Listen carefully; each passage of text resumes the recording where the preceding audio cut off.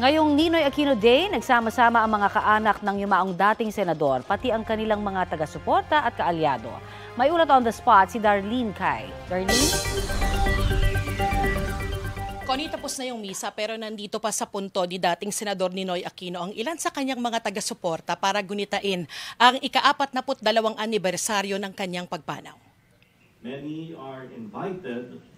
Maagang pumunta kanina sa Manila Memorial Park ang mga kaanak at taga-suporta ni Ninoy Aquino. Narito ang kanyang mga anak na sina Bossy Aquino Cruz at Viel Aquino D at kani-kanilang mga pamilya. Narito rin si Josh Aquino na anak ni Chris Aquino, pati si Senator Bam Aquino. Dumalo rin si Akbayan Representative Chel Jokno. Pinangunahan ni Father Manuling Francisco ang misa. Sana raw ay huwag kalimutan ng mga Pilipino, lalo ng mga kabataan, ng sakripisyo ni Ninoy para sa bayan. Ang apo ni Ninoy na si Kiko Aquino D ang nagsalita para sa pamilya.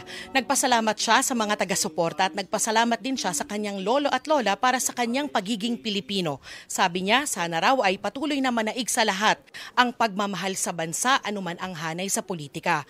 Tumugon din ang apo ni Ninoy sa tanong tungkol sa reconciliation na nasa pahayag ni Pangulong Marcos. Nanindigan ng kanilang pamilya sa dati na nilang sinabi na wala raw mangyayaring reconciliation kung walang hustisya. Patuloy daw dapat ang pakikipaglaban para ipaalala ang mga aral ng nakaraan. Connie, yan ang latest mula rito sa Manila Memorial Park. Balik sa iyo. Maraming salamat, Darlene Kai.